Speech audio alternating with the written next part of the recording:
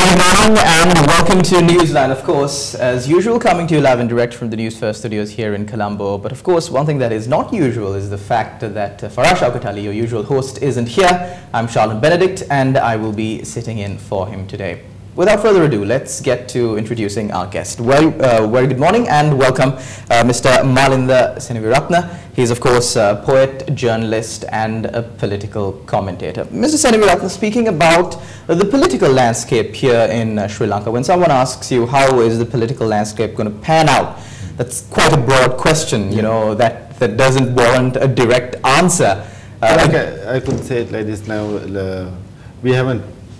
Elections have to be held at the right time, yes, of course. That, of course, hasn't happened. No, well, when you talk about the major elections, general election and the presidential election, there is no compulsion on anyone's part to have it immediately or anything like that. But then we have a situation where we had a local government election exactly 1 year ago, where the ruling party was, ruling coalition was essentially given a very stern warning by the voting public. They won how many and it's very unlikely for a ruling government to lose in such a manner at a local government election. Yes, and so then there's an issue about the mandate and the legitimacy, and then it is in the interest of the government to rectify and then go before the people again when they have the opportunity of holding provincial council elections, which have been postponed for over a year now in the case of 3 provincial councils and over five or 6 months in the case of 3 others.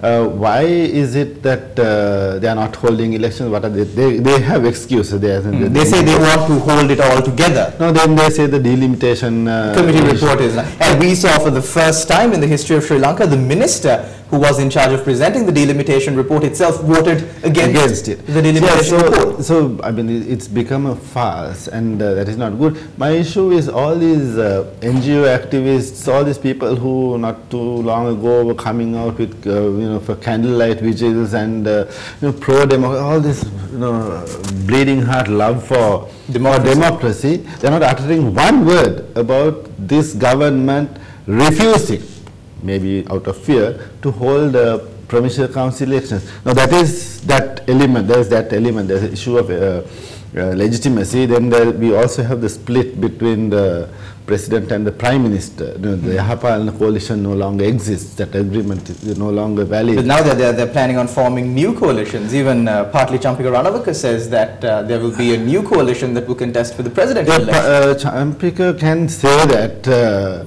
but on the same page, there's talk about the SLFP forming another coalition with the SLPP, which essentially would mean that the SLFP is coming together, maybe under another name. But what is the new coalition that Champika Ranawaka and the United National Party, you know, under Ranil Wickremesinghe can? What are the political parties that are new that are going to join them? You know, the JVP. More or less the TNA maybe. Yeah, the TNA. So let's see how it goes, and it depends also, you know, whether it's a presidential election or general election. Presidential election, you can have all kinds of people supporting one candidate, whereas in a general election, it's very different. I don't see the TNA coming into a coalition with any party.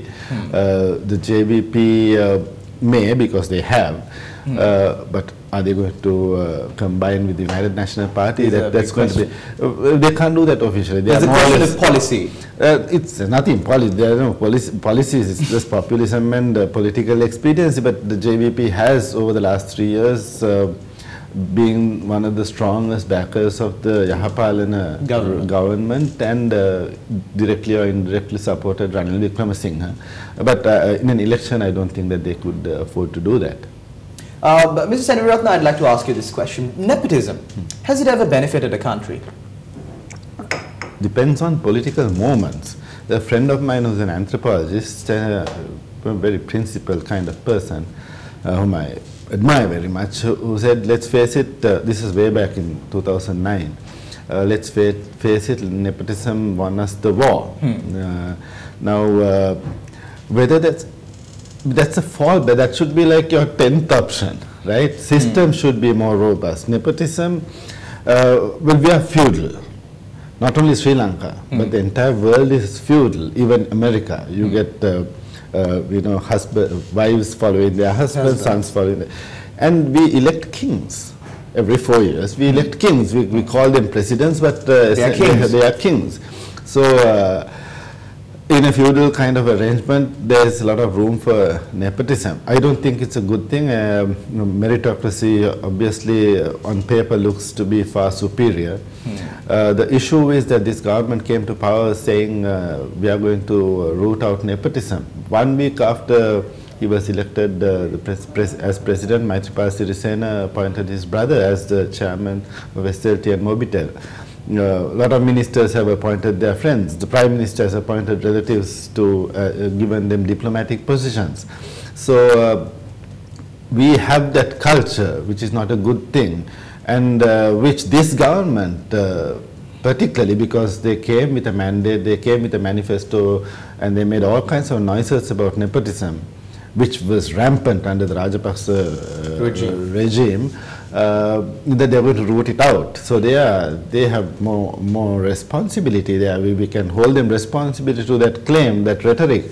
Their promise. But again, those candlelight ladies and the funded voices and the born-again Democrats, they are not saying a word about that kind of thing. They don't seem to be upset. It's very strange, what upsets them and what does not. They are not upset about the whole, right now, those who are campaigning to get the estate workers a daily wage of 1,000, they are being harassed, they are being intimidated.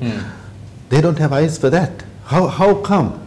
Why? Because the beneficiaries are from their class, or they are, are their friends. They are not. I mean, they don't. And giving the estate workers anything or not does not have any bearing on the United National Party. Is that the issue, that they are only worried if it's Ranil who is getting hurt, if it's their chosen party, which they will not say no, it's not for Ranil, it's for democracy. This hypocrisy astounds me. So also speaking about daily wages and the problems of the general public, which get very less airtime even on social media and the whole public sphere. Recently, there was an incident in Parliament where a few MPs were stuck in a lift. Before that, there was an incident where a young talented boy lost his life due to negligence, due to malfunction in a lift. But there was not a word about that spoken in Parliament. But as this incident happened, 2 weeks after that, 100 million rupees allocated to build 10 lifts for, I believe, 3 floors. Yes, that is the thing. It's not only about lifts, it's about vehicles, and it's about all the perks that politicians enjoy. They come to us saying we are here to serve the people. To serve the people, right? We love this country. If they have so much love, you can't put a price on it. You can't. It's not conditional. It's not conditional. You are not going to say, give me this and then I'll give you this and I love you forever. I love you regardless. That is what love is all about. But why should they get pensions? After 5 years you get a pension. People starve. I mean, people work there, whatnots off 30, 40 years, and then they have to struggle to get the pension sorted out. And sometimes it doesn't come. But these guys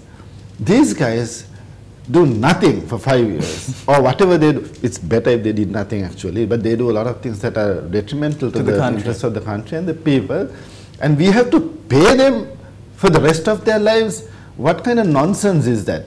So when we talk about lifts or vehicles, when there are harsh economic conditions, when you talk about it's not just estate workers who get ripped off, all workers get ripped off. That's how profits are made. If you take the Marxist analysis, I'm not a Marxist, but the labor theory of value is valid, and no one cares about them. Or the farmers, we were having this chat earlier about not only the pumpkins but rice. They get ripped off at every turn, right? But these people are worried about, whether the lift is malfunctioning. Of course, Parliament is supposed to be a good place. I mean, it's an important place, no doubt, and lifts and the toilets should be in good order. Condition. But it seems a bit, too much. Yeah. So the worst kind of bourgeois mentality. My comfort, my comfort. If it was just comfort and not profit and theft and corruption and all that, I can still suffer that. But all these people are, their hands are like thick into this whole business of making money off the people. So then we have to ask, let us not have a parliament. Let us not have MPs. We can't do much worse. Or just, take a, I'm sure the Census and Statistics Department and the Elections Commission, Commission should have all the data. Take random, do some kind of random sampling, get 225 people. I bet they won't do worse. They cannot do worse. Or just get some young people. Speaking of random people who come to office, this was not random, of course, but it reminds me of something. There was a time when the local government bodies were functioning without public representatives. Of course, again, due to delayed elections. But it has been revealed that the local government bodies were making much, much higher profits when it was run under commissioners instead of publicly elected officials. Yes. Now, the prime example, since you brought this up, is the provincial councils, right? Now, the 6 provincial councils which do not exist, where on paper there are people, there's a governor and all that. They're functioning in that sense, but no representatives. So do we need devolution? Why aren't these people who are so passionate about the power devolution and federalism and all that, why aren't they saying one word? M.S. Sumandiran, for example, the TNA, they're not bothered. The people are not bothered, they are not bothered, things are fine, right? So, which also says, and we like to criticize the public service all the time, but if not for the public service, we would have been really in really bad shape. We see it when there are disasters. It's just it's the public, the Grama Sevakas, the army, the navy, the air force, the police, the who get on the job and who get things done. They may not be the best in terms of competence. They may not be squeaky clean, but they do their job. We have seen this time and again. And in terms of, I don't know about the profits and the numbers and things about provincial, about local government authorities, but certainly we can't do much worse. We are not doing bad. And which means we have to return to this whole question of representation and decentralization and devolution.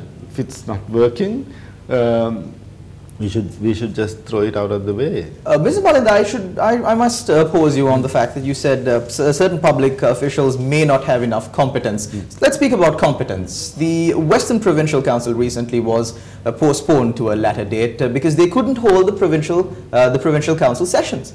Because an MP was obstructing it, and if you saw the visuals of this whole thing, I mean, all of these sessions are on record. Right. They are on record, and these provincial councillors do know about it, but they simply just don't care. If you would have seen the footage, he just there is some opposition that he brings up, and I'm sure there's a formal way of doing it, but instead he stands up, he goes to the middle of the council, in the middle of the chambers, and he sits down on the floor. It's a joke. This is one of the. This is one of the provincial councillors. No, when I say public offices, I'm talking about the administrative service and all those all the other attendant the complementary services. Yeah, I mean, it's a joke. Yes. Do we have to? But where is their competence? Where is their competence? And this reminds me again and again, and I keep bringing this up on Newsline over and over again. When News First requested for the educational qualifications of our parliamentarians under the Right to Information Act, we were denied that information. Do you believe that's fair? Yeah. Of course, it's not fair. I mean, I don't think people need to be ashamed of what their qualifications are, what qualifications they lack. Because it's not, qualifications are just one part of the whole story. Martin Wickramasinghe studied only up to the 5th grade, as you know, but he's one of our greatest literary figures and a philosopher in his own right. So it is not about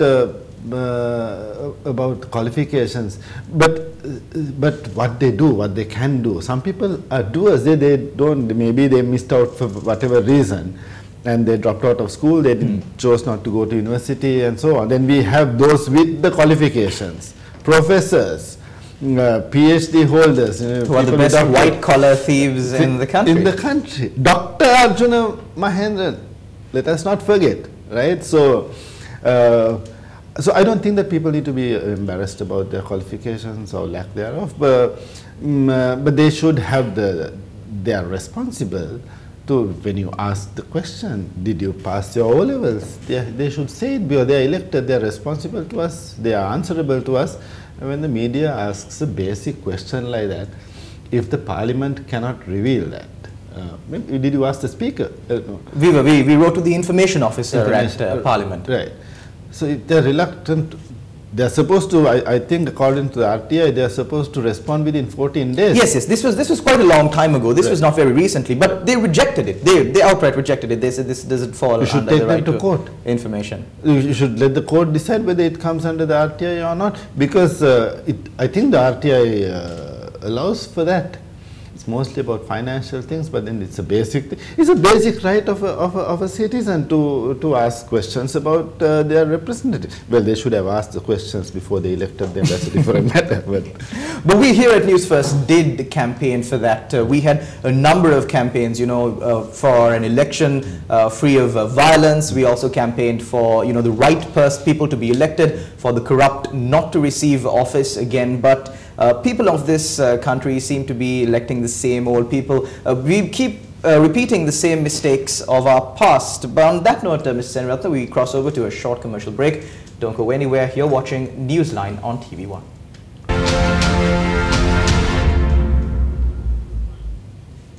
Welcome back to Newsline. If you are just joining us now, we are in a conversation with Mr. Seneviratne, who is, of course, a poet, journalist, and more importantly, a political commentator. So getting back to our discussion, you said there are certain people with high qualifications, you know, professors, doctors. You mentioned Dr. Arjuna Mahendran, bringing me to one of the most highly discussed topics here in Sri Lanka. The central bank bond scam.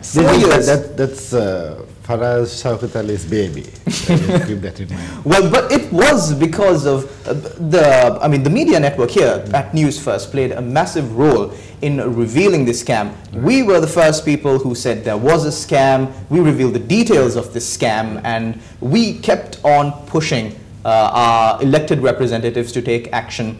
But unfortunately, despite numerous commissions being appointed, despite court cases being filed, the #1 suspect, Dr. Arjuna Mahendran, still remains a fugitive. Well, we have a couple of things we need to qualify this. Bond, hanky-panky with bond issue predates the presidency of Maithripala Sirisena. Or the government of Ranil Wickremesinghe. Or the government of Ranil. So we have had, there's a history of shady things happening. But then again, as someone pointed out, there were rules, and those rules were abided by. Ranil Wickremesinghe had no business to go into the central bank. And have that breakfast meeting. Yeah, and then Ranil Wickremesinghe said, I will stand up for this man.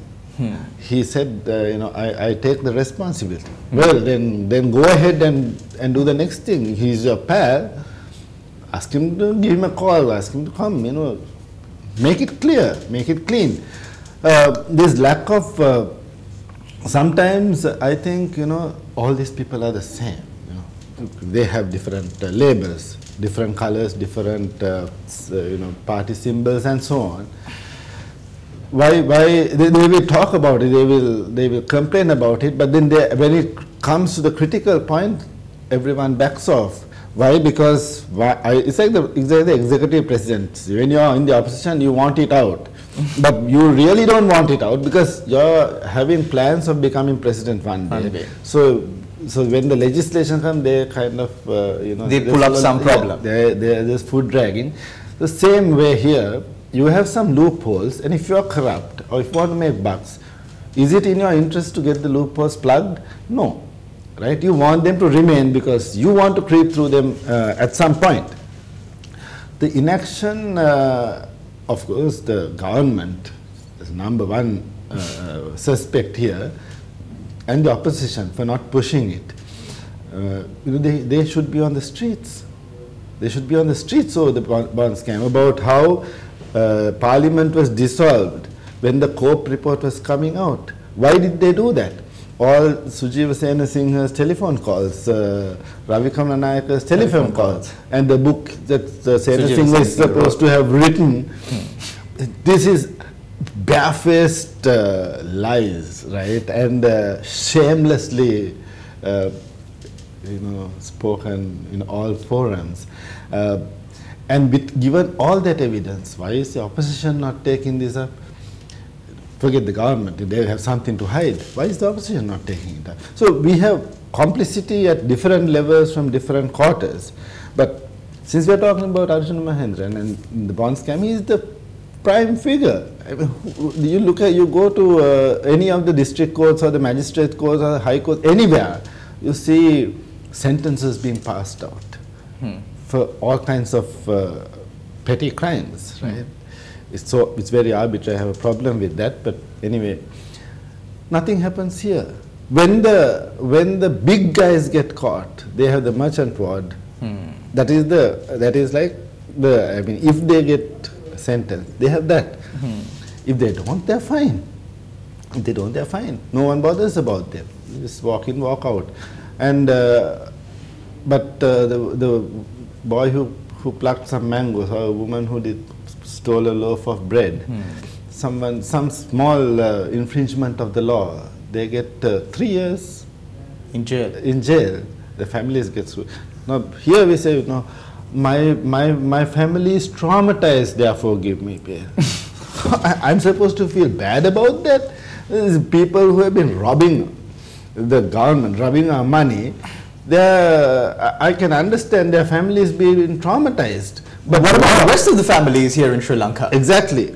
We can talk about all the things that happened with Silinko, if you want. But the thing is that the law should not be sympathetic. I mean, it's not about people's trauma.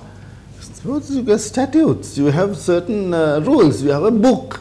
That does not have any sentiment. You just keep the sentiment aside because you're supposed to be logical and privilege reason over emotion. You should not worry about other people's, the wife is feeling, what the girlfriend is feeling, what the lover is feeling, the child. You know that. But sorry, very sorry, what can I do about it? I can't, there's a law. But there is also a principle in law that you are not guilty unless proven guilty. Yeah, innocent until proven guilty. Innocent unless, which will bring us to the FCID and all these things. People are vilified left, right and center. And all these institutions extra, outside the judicial system that have been set up. Why do they seem to be more exercises in like almost like kangaroo court? If the judicial system does not have what it takes to prosecute, then you can have commissions and so on, but then what it implies is that the system is flawed, and it's a responsibility of the lawmakers and whoever else to rectify that. There's nothing on that. They're just taking.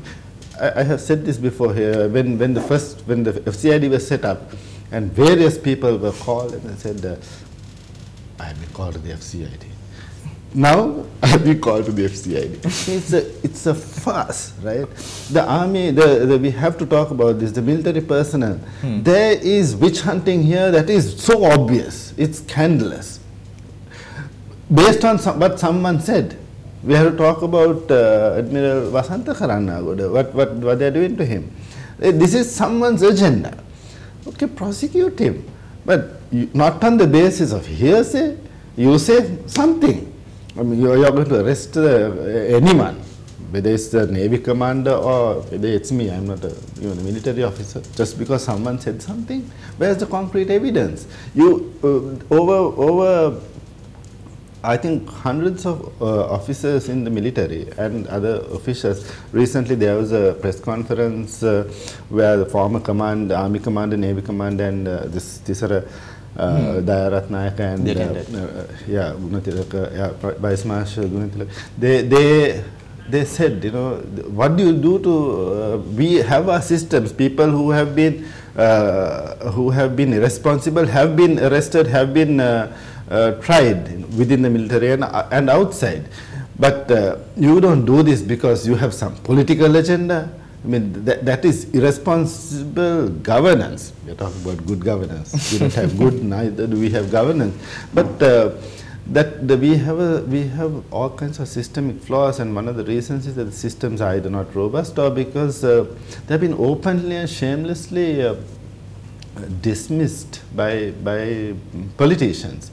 And that's not a good, the thing is, they do this now, tomorrow they get kicked out of power. And then they cry about this in the opposition. Be assured that whoever is going to come in will use the very same things that these people have done. They will, this is the precedence that's been created. It is a precedent. Now when you even Vasantha Karanna or anyone, what happens when you make it a joke is that the entire credibility of the entire system comes under question of meting out justice. So we are not in a good situation on that front. Mrs. Seneviratne, we've spoken about the issues in the political sphere here in Sri Lanka for 25 minutes now. This show is 30 minutes. Right, we are about to finish. We're about to end it. So I think it's only right on our part that we dedicate this, at least this final 5 minutes, on how this can be sorted out. 2019 is slated to be an election year. What can the people do to root out this corruption? People have to be vigilant. People have to take responsibility for their actions. People have to be politically educated, would you agree? I don't think people are stupid. But are people politically educated? We here in Sri Lanka have one of the highest literacy rates in Southeast Asia, in Asia, arguably even the world. But where is the political literacy among Sri Lankans? Okay, when you have to elect, you have to select from 3 thieves, right? Yes, when you go to the polling booth, it's not the case of who is good and who is bad. It's a case of who is bad and who is worse. And then you make an informed and rational choice about, okay, I know that this guy might not be clean, but he's a doer. He's a doer, he will do this.